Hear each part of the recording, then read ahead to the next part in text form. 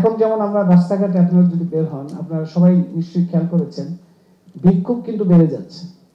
আপনি প্রত্যেকটা মোড়ে, আপনার যদি রিক্সায় থাকেন তাহলে তো আরো বেশি করে দেখতে পাচ্ছেন, কিন্তু গাড়িতে থাকলেও আপনার কোনো উপায় নেই, কারণ আপনাকে থামতে হবে, বিভিন্ন জামের মধ্যে থাকতে হবে, সেখানে একের পর এক বিক্ষোভ আসে।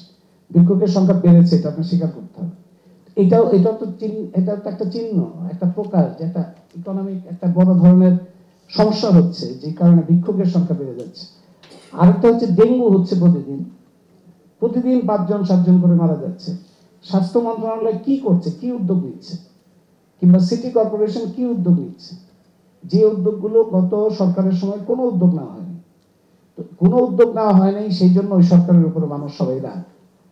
এই সরকারের সময় কি নতুন কোনো উদ্যোগ নেওয়া হয়েছে ডেঙ্গু নিবারণের জন্য? সিটি কর্পোরেশন নিল কি? কোনো মানুষকে দেখতে পেল এই ধরনের কোনো উদ্যোগ? আমি তো দেখি নাই। এখন না দেখতে পেলেই তো মানুষের মধ্যে ওই ক্ষোভটা, প্রত্যাশা ভঙ্গটা হবে। আরেকটা হচ্ছে যে দূষণ। আপনি ধরেন ঢাকা শহরের বাতাস হচ্ছে সবচেয়ে দূষিত। এখন এটা তো এই সরকার তো বলতেই পারে আমরা 4 মাস আমরা কি করবো, কিভাবে দমন করবো, কিন্তু ধরেন কিছু উদ্যোগ কি থাকবে না? ধরেন সরকার থেকে একটা বলা হয়েছে আপনারা মাস্ক পরেন, তো এটা খুব ভালো, ঠিক আছে, এটা তো মাস্ক পরা উচিত, কিন্তু মাস্ক পরে তো আমরা নিজেরা করলাম, কিন্তু দূষণটা দূর করার ব্যাপার বা কমানোর জন্য অন্তত কিছুটা উদ্যোগ কি এই সরকার নিতে পারতো না? নিতে পারতো। তাহলে এগুলি আমি বলছি যে কনক্রিট কিছু স্টেপ। এবং আরেকটা বলে আমি শেষ করি, যে মামলা যেগুলো হচ্ছে, এটা মানুষজন কিন্তু এটা গ্রহণ করছে না, যে এই রকম পাইকারি ভাবে আপনি অজ্ঞাতনামা 100, অজ্ঞাতনামা 500, এবং সবার নামে একটা হত্যা মামলা, যেটা কোনো অ্যাকসেপ্টেবল না, এবং তারপরে এই মামলাগুলো যে কোনো ফলাফল আসবে না, প্রকৃত অপরাধী যারা, তারা তো মহানন্দে পার হয়ে যাবে, কারণ এগুলি এবং জামিন হয়েও যাচ্ছে একটার পর একটা।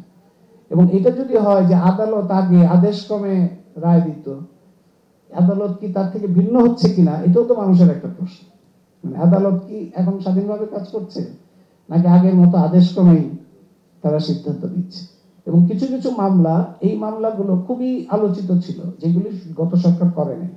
আমাদের তার নামগুলি যদি বলি আমি, তকি, তনু, সাগররুনি, তারপর মুনিয়া, যে বসুন্ধরার মালিকের কেস, তারপরে কল্পনা চাকমা, এই কয়টা নাম যদি বলি, এই কয়টা মামলার ব্যাপারে কনক্রিট কিছুটা স্টেপ যদি হতো, তাহলে মানুষজনের মধ্যে একটা একটা একটা কনফিডেন্স আসতো, একটা বিশ্বাস আসতো যে না, এই সরকার কনক্রিটলি কিছু কাজ করছে।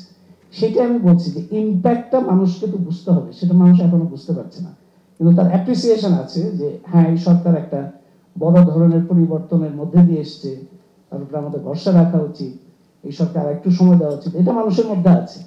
কিন্তু ওই ক্ষোভগুলিও মানুষের মধ্যে কিন্তু জমা হচ্ছে।